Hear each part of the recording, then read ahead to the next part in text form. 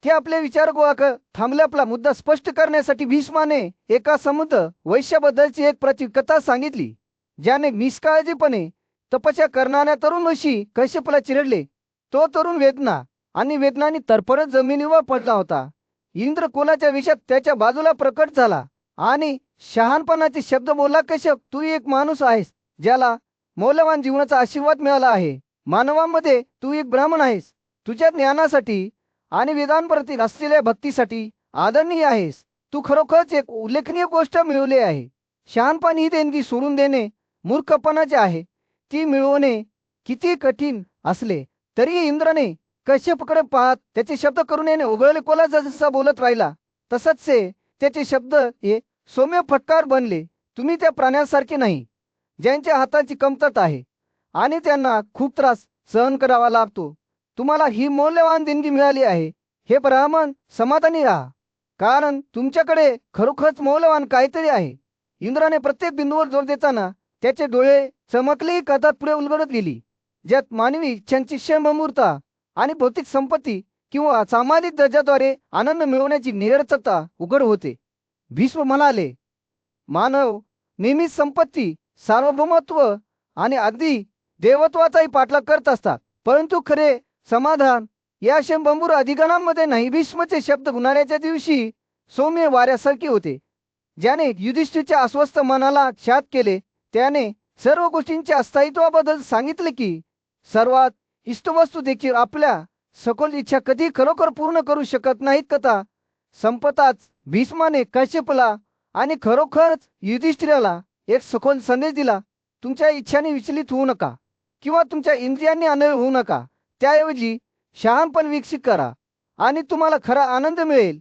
या शब्दासह भीष्माच्या कथेचा समारोप झाला, ज्यामुळे युधिष्ठिराला त्याच्याबरोबर सामायिक केलेल्या कालातीत शहाणपणाचा विचार करावा लागला. युधिष्ठिराने आपल्या नातवाची शिकवण आत्मसात केल्याने राज्य शांत झाले. राजकुमाराला माहित होते की त्याला एक मौल्यवान भेट देण्यात आली आहे. खरा आनंद बाह्य संपत्ती किंवा क्षणभंगुर इच्छांमध्ये नाही, तर त्यात आहे, हे समजून गेले. हस्तिनापूरच्या डोलत्या टेकड्यांवर सूर्य मावळत होता. पांडवांपैकी सर्वात मोठा युधिष्ठिर सभोवती जमलेल्या सभेला एक उबदार नारिंगी चमक देत होता. राजकुमाराचे डोळे कुतूहलाने चमकले जेव्हा तो आपल्या आदरणीय नातू भीष्माकडे वळला आणि त्यांनी विचारले, हे पूज्य, मला सांगा, भेटतोस तू त्याग, तपश्चर्या आणि शिक्षकांना केलेल्या कर्तव्याच्या सेवा शहाणपणाची आणि उच्च आनंदाची परिणती देतात का? युधिष्ठिर जेव्हा बोलू लागला तेव्हा त्याचे शहाणे डोळे त्याच्या आत्म्यातच बुडलेले दिसत होते. माझ्या मुलात जेव्हा इच्छा, क्रोध आणि इतर दुष्ट भावनांनी मन झाकलेले असते तेव्हा ते आपल्याला पापाच्या मार्गावर घेऊन जाते, आणि जर आपल्या कृतींना पापाने कलंकित केले तर आपण धोक्याच्या क्षेत्रात राहतो. दुष्ट लोक गरिबीच्या परिस्थितीत जन्म घेतात, वारंवार दुष्काळ, दुःख, भीती आणि मृत्यूने त्रस्त होतात. भीष्म बोलत असताना त्यांचे शब्द ऐकणाऱ्यांच्या मनात स्पष्ट चित्र रेखाटतात असे वाटत होते. पण दुसरीकडे जे श्रद्धा आणि आत्मसंयमाने मार्गदर्शित सद्गुणी जीवन जगतात ते समृद्धीमध्ये जन्माला येतात आणि जीवनाचे सुख आणि आनंद उपभोगतात. अविश्वासू, त्यांचे हात बांधलेले क्रूर प्राणी, साप आणि दरोडेखोरांनी व्यस्त असलेल्या विश्वासघातकी देशामध्ये पाठवले जातात. जेव्हा भीष्म एका क्षणासाठी थांबला, त्याच्या डोळ्यांनी त्याच्या समोर जमलेल्या लोकांच्या चेहऱ्यांवर नजर फिरवली, तेव्हा सभेने आपला सामूहिक श्वास रोखून धरला. आणि जे देव आणि पाहुण्यांचा आदर करतात, जे उदार आणि सद्गुणांवर प्रेम करतात, त्यांचे काय? ते सद्गुणांचा मार्ग चालतात. त्यांचा आत्मा दान धर्माने शुद्ध होतो, जसा सूर्य क्षितिजाच्या खाली बुडाला आणि सभेला मंद अंधारात ढकलत होता. तसंच भीष्मच्या शब्दांनी तातडीची भावना घेतली. माझ्या मुला, तो युधिष्ठिराला म्हणाला, आपल्या कृतींचे परिणाम सावल्याप्रमाणे आपल्या मागोमाग येतात. मग आपण त्यांना मागे सोडण्याचा प्रयत्न करू की नाही? आपण जी काही कृती करतो त्याची फळे आपल्याला भोगावीच लागतात. मृत्यू हा महान समतोल आहे, जो सर्व प्राण्यांना त्यांच्या नियत नशिबाकडे ओढतोच. व एका क्षणासाठी शांत झाली, जणू प्रत्येक व्यक्ती भीष्माच्या शब्दांच्या वजनावर चिंतन करीत आहे. मग आदरणीय योद्धा पुढे म्हणाला, ज्याप्रमाणे कोणत्याही बाह्य प्रयत्नाशिवाय आपापल्या काळात फुले आणि फळे भरतात, त्याचप्रमाणे आपल्या कृतीचे परिणाम देखील त्यांच्या वेळापत्रकानुसार प्रकट होतात. आपल्या मागील कृतीचे परिणाम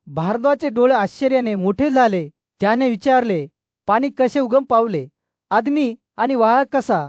आणि पृथ्वीची निर्मिती कशी झाली? त्याचे प्रश्न आव्हानासारखे हवेत लटकले होते. ते भृगूने सृष्टीची रहस्ये उलगडण्याची वाट पाहत होते. प्राचीन काळापासून एक कथा विन्यास सुरुवात करताच भृगूच्या अभिव्यक्तीला चिंतनशील वळ लागले. अगदी प्राचीन काळात ब्रह्मकल्पाच्या काळात पुनरुत्पादित व्यवस्थेचे उच्च आत्मा असलेले ऋषी एकत्र जमले. त्यांना विश्वाच्या निर्मितीबद्दल हीच शंका जाणवली. या ज्ञानी ऋषींनी त्यांचे बोलणे कसे गोखले आणि ते कसे आचरण राहिले, सखोल चिंतन कसे केले, याचे वर्णन करताना भृगूने अपेक्षेने हवा दाट केली. 1000 खपुलीय वर्षे त्यांनी एकटे हवेत तगणारे सर्व अन्न सोडले. जसे जसे युग पुढे सकत गेले तसंच आकाशात एक दिव्य आवाज प्रतिध्वनित होत होता. तो म्हणाला, पूर्वी केवळ अनंत अवकाश होता, पूर्णपणे स्थिर आणि अचल. सूर्य, चंद्र, तारे आणि वारा नसलेला तो झोपलेला दिसत होता. आवाज पुढे चालू राहिला. मग अंधारात काहीतरी गडद असल्यासारखे पाणी अस्तित्वात आले. मग पाण्याच्या दाबातून वारा उगवला. भृगू बोलत असताना ते दृश्य एका चित्राजागी उघड झाले. छिद्र नसलेले एक रिकामे पात्र, पाण्याने भरलेले हवा दिसते आणि मोठा आवाज कळते. पाण्याच्या महासागराच्या दाबाने निर्माण झालेला वारा अजूनही अंतराळात फिरत होता. त्याची गती कधीही थांबली नाही. अबाधित अंतराळात येऊन त्याने पाण्याशी घर्षण निर्माण केले आणि अग्नी अस्तित्वात आला, जो प्रचंड सामर्थ्य आणि ऊर्जेने पेटत होता. वरच्या दिशेने जाणाऱ्या ज्वालांनी अंतराळात झाकलेला अंधार दूर केला. वाऱ्याच्या मदतीने अग्नीने अवकाश आणि पाणी एकत्र ओढले. भृगूच्या शब्दांनी सृष्टीचे एक स्पष्ट चित्र रेखाटले. अग्नी आणि वारे यांचे मिश्रण प्राचीन ज्ञानाच्या पवित्र दालनांमध्ये आपल्या भेदक बुद्धीसाठी प्रसिद्ध असलेले ऋषी भारद्वाज याने आणखी एक प्रतिष्ठित द्रष्टा भोकुल यांना एक गहन प्रश्न विचारला का? त्यांनी विचारले, आपण महान प्राणीचे नाव केवळ अवकाश, हवा, अग्नी, पाणी आणि पृथ्वी या 5 घटकांनाच देतो का, जे विश्वाच्या विशाल विस्ताराचे केवळ प्रकटीकरण आहेत? भृगूने ब्रह्मांडाबद्दलच्या त्याच्या सखोल समजुतीसह उत्तर दिले, अनंत किंवा विशाल असलेल्या सर्व गोष्टी महान पदाचा स्वीकार करतात. याच कारणास्तव या 5 घटकांना महान प्राणी म्हटले गेले आहे. त्यानंतर त्याने प्रत्येक घटकाचे स्वरूप आणि सर्व सजीवांच्या निर्मितीतील त्याची भूमिका स्पष्ट केली. क्रियाशीलता म्हणजे वारा. भृगू म्हणाला, आपण जो आवाज ऐकतो तो अवकाश आहे. आपल्यातील उष्णता म्हणजे अग्नी आहे. आपल्या शरीरात येणारे द्रव रस हे पाणी आहे आणि घट्ट झालेले पदार्थ मांस आणि हानी ही पृथ्वी आहे. त्याने पुढे वर्णन केले की हे 5 घटक कसे एकत्र येऊन सजीवांचे शरीर तयार करतात. प्रत्येकाचे त्याचे विशिष्ट प्रमाण आहे. तथापि भारद्वाज यांना खात्री पटली नाही.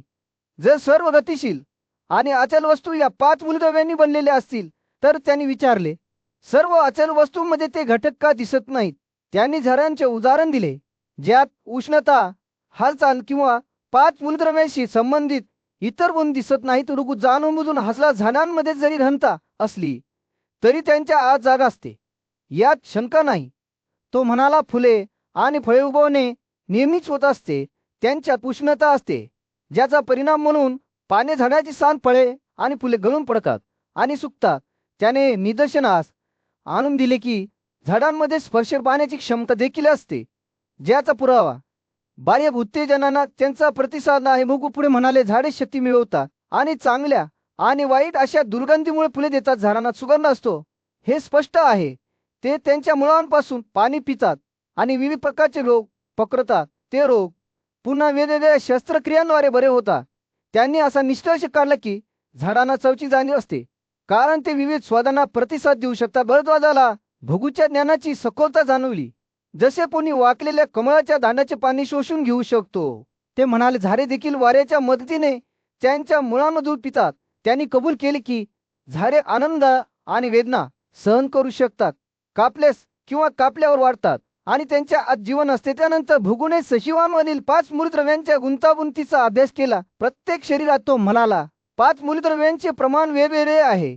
या 5 मूलद्रव्यांचा परिणाम म्हणून गतिशील वस्तू त्यांचे शरीर हलवू शकतात. त्याने त्वचा, मांस, हाडे, मज्जा आणि धमन्या आणि नसा पृथ्वीपासून कसे तयार होतात हे स्पष्ट केले. ऊर्जा मानवी शरीराच्या घशांवरील सखोल चर्चेदरम्यान ऋषी भारद्वाज यांनी त्यांचे प्रतिष्ठित सहकारी ऋषी भृगू यांना एक प्रश्न विचारला.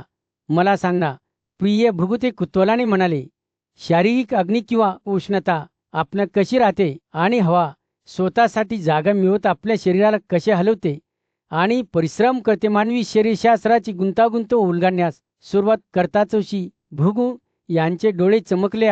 थोर भारद्वाज तो सौम्य स्मितहास्याने म्हणाला, मी तुम्हाला वाऱ्याच्या हालचालीचे रहस्य आणि आपल्या शरीराला जिवंत करण्यात त्याची भूमिका सांगेन. तो थोडा वेळ थांबला आणि पुढे जाण्यापूर्वी आपले विचार गोळा करत राहिला. आरोग्याच्या आत एक अग्निशक्ती असते जी शरीराला नष्ट होण्यापासून वाचवते.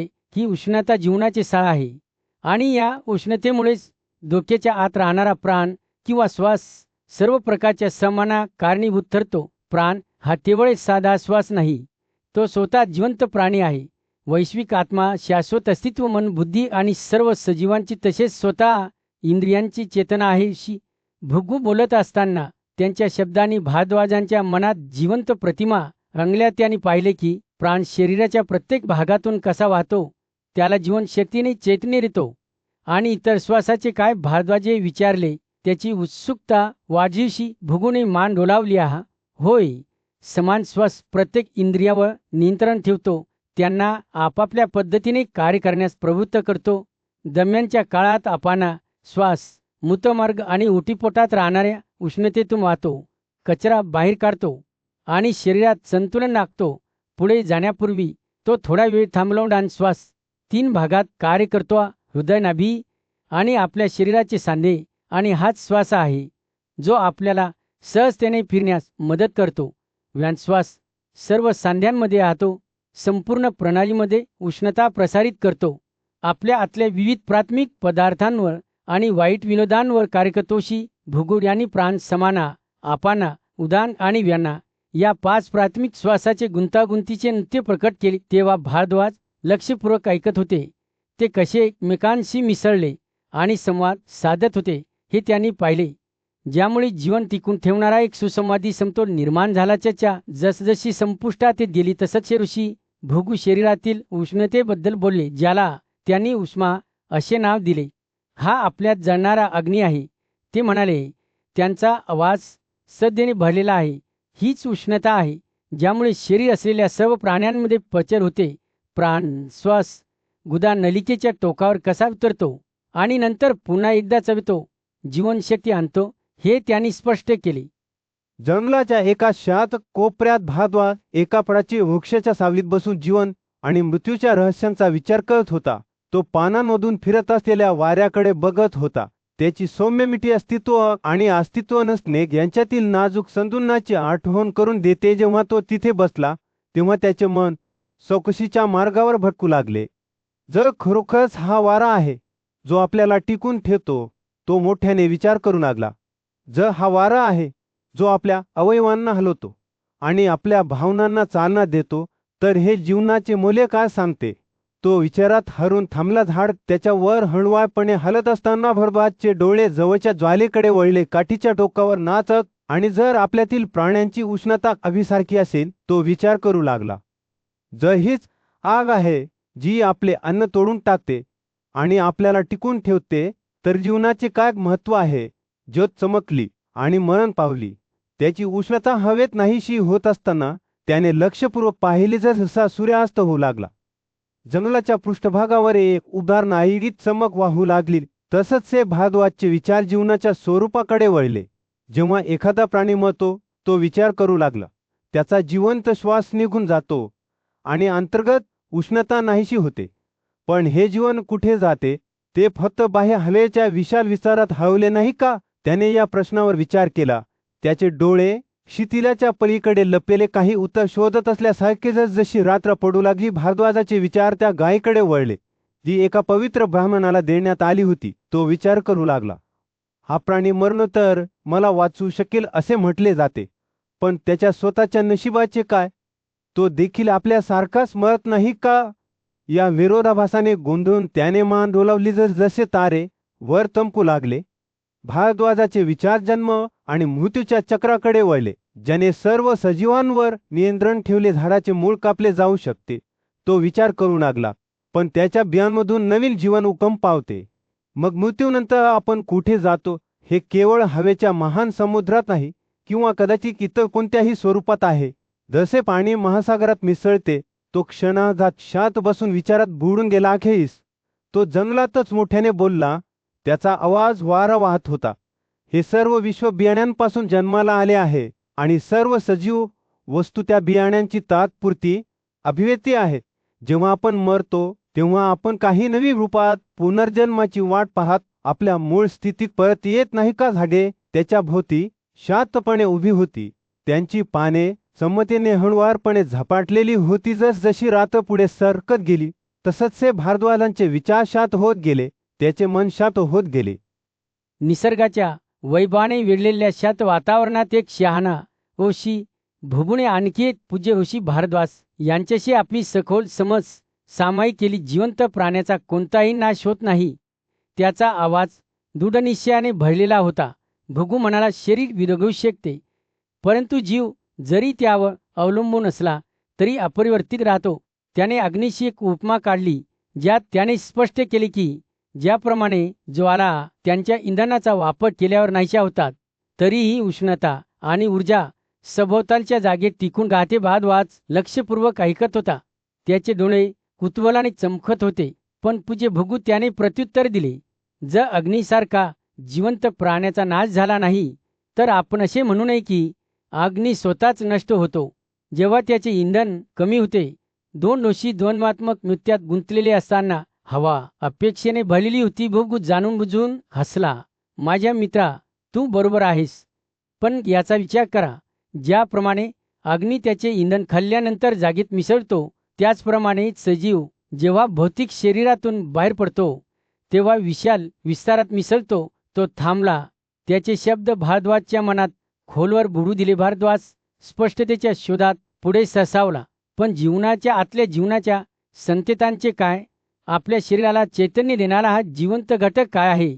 त्याचा आवाज उत्सुकतेने थरथरत होता आणि त्याने विचारले, जर शरीर वेदल्यावर जीवनच दिसत नसेल तर कोण किंवा काय वेदना आणि आनंद अनुभवते? भृगूचे डोळे करुणेने चमकले. मन देखील शरीराप्रमाणेच 5 घटकांपासून बनलेले आहे. त्याने हळुवारपणे स्पष्ट केले, तथापि एक आंतरिक आत्मा अस्तित्वात आहे जो आपल्या शरीराला टिकवून ठेवतो, आपल्या धारणा, भावना आणि कृतींवर नियंत्रण ठेवतो. तो थांबला आणि त्याचे शब्द भारद्वाजच्या हृदयात प्रतिध्वनित होऊ दिले. भृगू पुढे म्हणाला, आत्मा हा आपल्या सर्व अनुभवांचा साक्षीदार आहे, जो आनंद आणि वेदना अनुभवतो आणि जेव्हा त्यापासून वेगळा होतो तेव्हा शरीर आपले चैतन्य गमावते. हा आत्मा इतर कोणी नसून ब्रह्म निर्माण करता आहे, जो सर्व गोष्टींमध्ये अस्तित्वात आहे. परमात्म्याच्या सार्वत्रिक परोपकाराबद्दल बोलताना त्याचा आवाज आदराने उठला. क्षितिजाच्या खाली सूर्य बुडाल्यावर भूप्रदेशावर एक उबदार नाहिंगी चमक आणत भृगूने त्याचे प्रवचन संपवले. तो म्हणाला, जिवंत एजंट नाशास पात्र नाही, कारण तो केवळ एका शरीरातून दुसऱ्या शरीरात स्थलांतरित होतो. इतरांच्या नजरेस येत नाही आणि इतरांच्या लक्षात येत नाही. त्याचे शब्द वचनासारखे हवेत लटकत होते. जसे भारद्वाज लक्षपूर्वक ऐकत होता, त्याचे हृदय आश्चर्याने भरले होते. त्या संध्याकाळच्या शांततेत भृगूचे शब्द समजूतदारपणाचे दीपस्तंभ बनले, ज्यामुळे जीवन आणि मृत्यूची रहस्ये उजळली. जसजसे तारे रात्रीच्या आकाशात चमकू लागले तसतसे दोन्ही ऋषी चिंतनशील शांततेत बसले. त्यांनी सामायिक केलेल्या सखोल शिकवणुकीमुळे त्यांचे मन विस्तारले. प्रारंभी महान बुद्धीचा ऋषी भृगू राजा भारद्वाजासमोर उभा राहिला आणि सृष्टीची कथा सांगण्यास सुरुवात केली. ब्रह्म, तो म्हणाला, सर्वोच्च व्यक्तीने प्रथम काही ब्राह्मणांची निर्मिती केली, ज्यांना प्रजापती किंवा सृष्टीचे स्वामी म्हणून ओळखले जायचे होते. हे प्राणी अग्नी किंवा सूर्याच्या समान वैभवाने चमकले, कारण ते प्रथम जन्मलेल्या अस्तित्वाच्या सरापासून जन्माला आले होते. भृगू बोलत असताना त्याचे शब्द राला भारद्वाजाला काळ आणि अंतराच्या पलीकडे असलेल्या एका क्षेत्रात घेऊन जात होते. त्याने पाहिले की ब्रह्माने केवळ या उदात्त प्राण्यांचीच नव्हे तर शाश्वत वेदांची निर्मिती केली होती, ज्यात त्यांच्या पवित्र श्लोकांमध्ये सृष्टीची रहस्य होती. सत्य, कर्तव्य, तपश्चर्या, विश्वावर राज्य करणारी सर्व मूलभूत तत्वे एका दैविक ऊर्जेतून जन्माला आली होती. भृगूने सृष्टीची एक समुद्र रेखाचित्र विणून आपली कथा पुढे चालू ठेवली. देवता आणि दानव, गंधर्व आणि दैत्य, महासाप आणि यक्ष, राक्षस आणि सर्प हे सर्व प्राणी ब्राह्मणाच्या आदिम सारातून उदयास आले आणि मग जनुभव्य स्वयं पूर्ण करण्यासाठी मानवांची निर्मिती झाली. 4 वर्गामध्ये विभागली गेली. ब्राह्मण, क्षत्रिय, वैश्य आणि शूद्रबन. राजा भारद्वाजाला भृगूच्या शब्दांनी खात्री पटली नाही. जर या 4 वर्गांमधील फरक केवळ रंगावर आधारित असेल, तो म्हणाला, तर असे दिसते की सर्व एकत्र मिसळले गेले आहेत. त्याने सर्व पुरुषांना एकत्र आणणाऱ्या समानतेकडे लक्ष वेधले. वासना, क्रोध, भीती, लबाडी, चिंता या सर्व भावनांनी प्रत्येक मनुष्याला त्याच्या आयुष्यातील स्थितीची पर्वा न करता त्रास दिला. भृगूने राजा भारद्वाजचे शब्द लक्षपूर्वक ऐकले आणि नंतर सौम्य स्मितहास्याने उत्तर दिले, माझ्या राजा, तू बरोबर आहे. तो म्हणाला, वेगवेगळ्या वर्गांमध्ये कोणताही अंतर्निहित फरक नाही. ब्राह्मणाने पुरुषांना समान बनवले आहे, परंतु त्यांच्या कृतींद्वारे ते विविध जातींमध्ये विभागले गेले आहेत. तीव्र आणि क्रोध या गुणांसह इच्छा आणि आनंदात गुंतलेले लोक कशा प्रकारे क्षत्रिय बनले हे त्याने स्पष्ट केले. तर जे चांबूनपणा आणि उत्कटता या दोन्हींशी संलग्न होते. त्यांनी पशुपालन आणि शेतीसारखे व्यवसाय हाती घेऊन वैश्य बनले. भृगू बोलत असताना सृष्टीचे धागे राजा भारद्वाजच्या डोळ्यांसमोर उलगडत असल्याचे दिसले. त्याने पाहिले की लोक अज्ञान आणि समजूतदारपणाच्या अभावामुळे लोक त्यांच्या मूळ व्यवस्थेपासून कसे दूर गेले होते. ज्यांना ब्रह्म ही सर्वोच्च व्यक्ती म्हणून संकल्पना समजू शकली नाही, ते कनिष्ठ श्रेणीचे सदस्य बनले. पिशाच, राक्षस, प्रेत आणि म्लेच्छपण. भृगूची कथा निराशेवर संपली नाही. तो त्या महान ऋषीबद्दल बोला ज्यांनी माणसे निर्माण केली होती.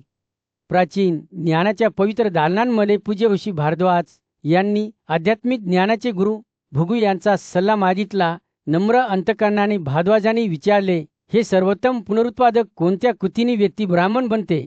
कशामुळे क्षत्रिय हे मला सांगा.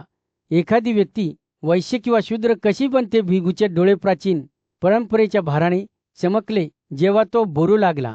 ब्राह्मण म्हणजे जो पवित्र संस्काराने आणि शुद्ध वर्तनाद्वारे पवित्र झाला आहे. तो वेदांचा भक्तीने अभ्यास करतो. 6 प्रसिद्ध प्रक्षालन मंत्रांचे पठन, यज्ञ, अग्नीवर नैवेद्य उतणे, देवतांची पूजा करणे, पाहुण्यांना अन्न अर्पण करणे आणि विश्वदेवांना अर्पण करणे. त्याचे हृदय त्याच्या गुरुबद्दल आदराने भरलेले असते आणि तो नेहमी व्रत आणि सत्यासाठी समर्पित असतो. भृगूने म्हटल्याप्रमाणे हवा साधेपणाच्या आणि नम्रतेच्या तेलाने भरलेली होती. क्षत्रिय, तो पुढे म्हणाला, जो युद्धात भाग घेतो, वेदांचा अभ्यास करतो, ब्राह्मणांना भेटवस्तू देतो आणि ज्यांचे रक्षण करतो त्यांच्याकडून संपत्ती घेतो.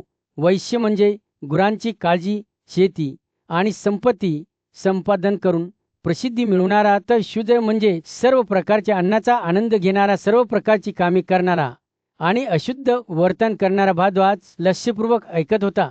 त्याचे मन प्रत्येक वर्णनाचे बारकावे आत्मसात करत होते. त्याला माहीत होते की खरे चारित्र्य हे जन्म किंवा सामाजिक स्थितीद्वारे नव्हे, तर कृती आणि हेतूंद्वारे परिभाषित केले जाते. भृगूचे शब्द सखोल शहाणपणाने प्रतिध्वनित झाले.